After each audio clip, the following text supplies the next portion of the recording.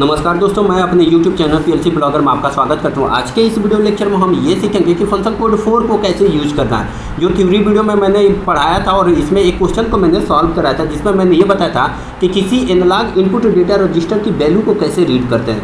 हम मैक्सिमम जो slave device होता है उसमें से डेटा को रीड और राइट करते हैं। मीन्स कोई आउटपुट डेटा रजिस्टर को राइट करना है या फिर उसमें कुछ वैल्यू मुझे राइट करना है या फिर उसकी कुछ वैल्यू को रीड करना है, कि इसके लिए फंक्शन कोड 3 और 4 यूज़ करते हैं। कैसे यूज़ करते हैं मैंने थ्योरी में काफ़ी डिटेल में बता रखा है और थ्योरी में ही इस क्वेश्चन को सॉल्व कराया था। और ये जो ट्रैफिक डेटा मीन्स ये मेरा कोड कैसे जनरेट हुआ था इसके बारे में काफ़ी डिटेल में बताया था। अगर आपको कमांड करना है मोडबस में तो each and every function code को पता होना चाहिए और इस पर मोडबस कम्युनिकेशन पे कमांड करने के लिए आपको इसके सॉफ्टवेयर का भी नॉलेज होना चाहिए और इन सभी कोड का भी नॉलेज होना चाहिए, तभी जाके आप इसकी ट्रबल शूट कर पाएंगे। ट्रबल शूटिंग कोड में मैं ये बताऊँगा कि ये कोड कैसे डिफरेंट कोड जनरेट होगा, ये मैं बाद में आपको एक्सप्लेन करूँगा। फिलहाल मैं क्वेश्चन नंबर ये लेक्चर नंबर 4 का ये फंक्शन कोड 4 को मैं एक्सप्लेन करके बताता हूँ कि कैसे इसका ये फंक्शन कोड जो हमने भी कोड जो भी जनरेट हुआ ये कैसे कोड जनरेट हुआ है, क्या ये जो कोड जनरेट हुआ ये सही हुआ है कि नहीं हुआ है। सबसे बड़ी बात है कि एक मीन्स जो मास्टर डिवाइस है, मास्टर डिवाइस से हम स्लेव डिवाइस से डेटा कैसे रीड करेंगे। सपोज ये मेरा स्लेव डिवाइस है, ये मेरा स्लेव डिवाइस है, मोड scan32 मेरा स्लेव डिवाइस है और मोड scan32 मेरा ये मास्टर डिवाइस है। तो ये जो स्लेव डिवाइस का जो भी डेटा है मास्टर डिवाइस में कैसे डेटा को रीड किया जाएगा, मीन्स रजिस्टर की वैल्यू कैसे रीड किया जाएगा, उसी का स्टडी करेंगे। ये प्रीवियस क्वेश्चन का सलूशन था तो आप इसको इग्नोर कीजिए अभी। अब देखिए मैं एक बार क्वेश्चन आपको पढ़ के सुना देता हूँ, देन आफ्टर इसका सलूशन हम देखेंगे कि कैसे सॉल्व करना है इसको। देखिए क्या बोल रहा है कि रीड इनपुट रजिस्टर नंबर। देखिए read input register number 30,301। Data register का स्टार्टिंग एड्रेस कितना दिया 30,301 from the slave PLC ID 2 means slave device का ID कितना दे दिया 2 and response return register value is 10,000 means 10,000।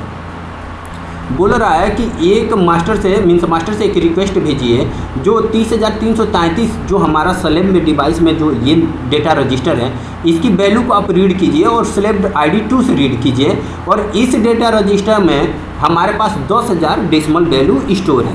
Means 10,000 हमारा डेसिमल वैल्यू इस 30,301 में स्टोर है। अब इसको कैसे सॉल्व करना था मैं थ्योरी में काफ़ी डिटेल में बताया था। आज हम इसके कोड को वेरीफाई करेंगे। ये जो मेरा कोड आया है इस कोड को मैं वेरीफाई करूँगा। तो फिलहाल इसको मैं मिनिमाइज़ कर देता हूँ और वंस अगेन मैं इसमें पैरामीटर में सेटअप बताता हूँ। देखिए स्लेव डिवाइस में मेरा एड्रेसिंग कितना बोला था कि हमको 30,001 से लेकर 40,000 तक होता है और मेरा एड्रेस कितना था और 30,000। और वंस अगेन मैं इसको दिखा देता हूँ क्वेश्चन में। स्टार्टिंग एड्रेस कितना है 30,301।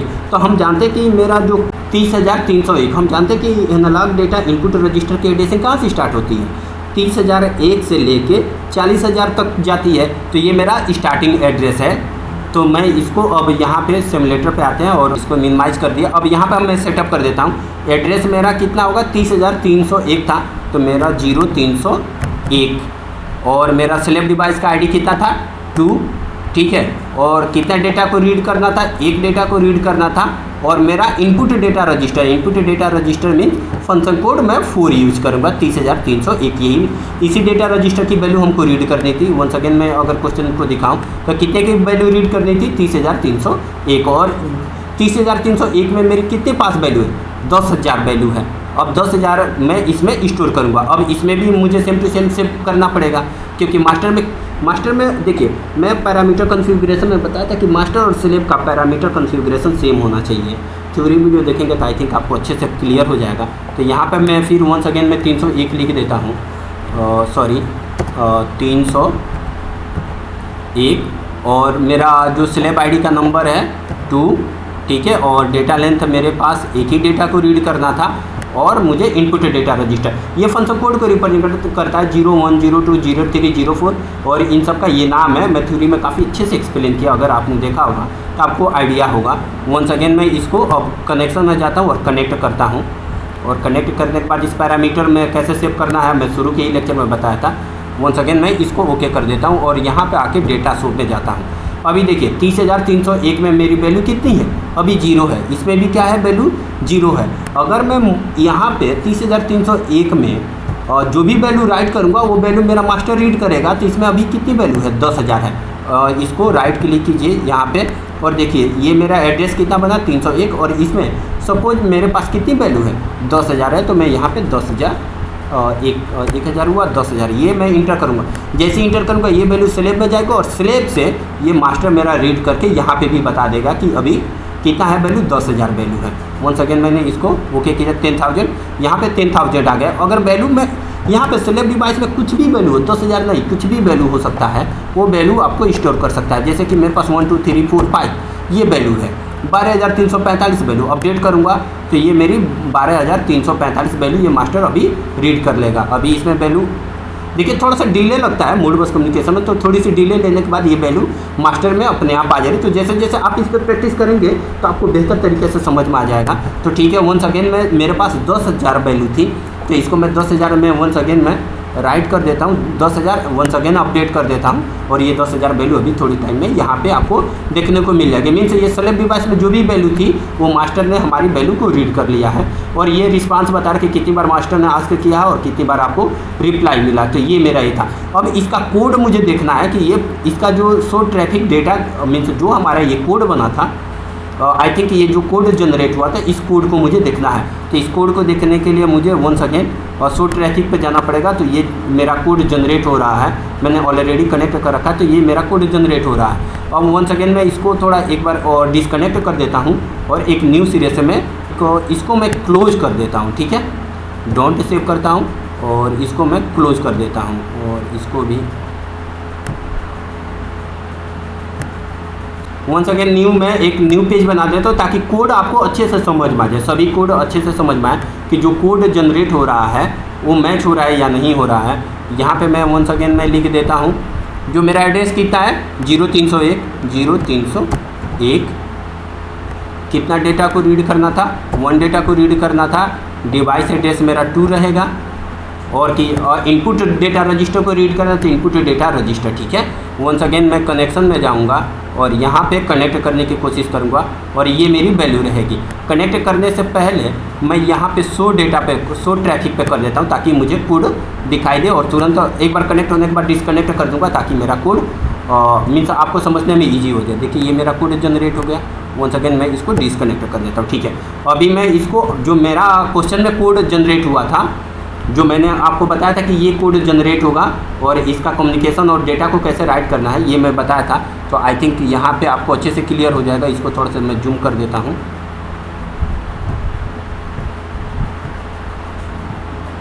ये देखिए अब कोड देखिए मेरा क्या कोड था 00, ये डेसिमल में वैल्यू शो कर रहा है। वंस अगेन अगर मैं यहाँ पे देख सकते हैं डेसिमल, अगर मैं इसको हेक्स में देखना चाहूँ क्योंकि ये पूरे कोड किस में लिखा गया था, हेक्स में लिखा गया था। अगर डेसिमल में भी देखना चाहेंगे तो 0 ये मेरा क्या था स्लैब आईडी 02, फंक्शन कोड मेरा क्या है 04 है, स्टार्टिंग एड्रेस मेरा 01 और जो इसका और 2C मैंने हेक्स में लिखा है। बट आप इसको डेसिमल में कन्वर्ट करेंगे तो 44 आएगा। वंस अगेन अगर डेसिमल में देखेंगे मैंने क्या लिखा 2C यानी 44 बनेगा। तो यहाँ पे मैं अगर वेरीफाई कराना चाहूँ आपको तो यहाँ पे हेक्स ओके करता हूँ और यहाँ पे इसको क्लियर करके 2C लिख देता हूँ 2 और यहाँ पे C 2C मीन्स 44। आप देख सकते हैं यहाँ पे कितना आया है, मैंने यहाँ पे कोड लिखा है 2C और इसका मतलब 44 बनेगा और 00 यहाँ पे 00 और 01 और ये 2 बाइट्स का जो एरर है ये मेरा सिस्टम कैलकुलेट किया था।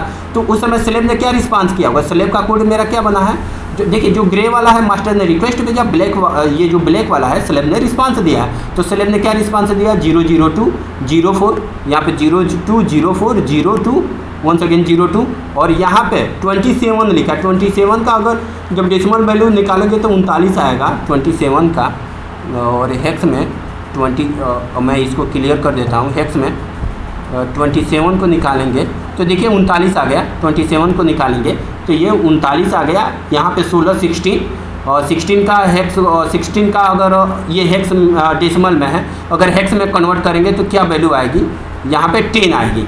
16 का अगर हेक्स में कन्वर्ट करेंगे तो 10 आएगा। इसको भी वेरीफाई करना चाहते हैं तो डेसिमल वैल्यू कितनी थी 16 है और मैं इसको थोड़ा एक बार क्लियर कर देता हूँ।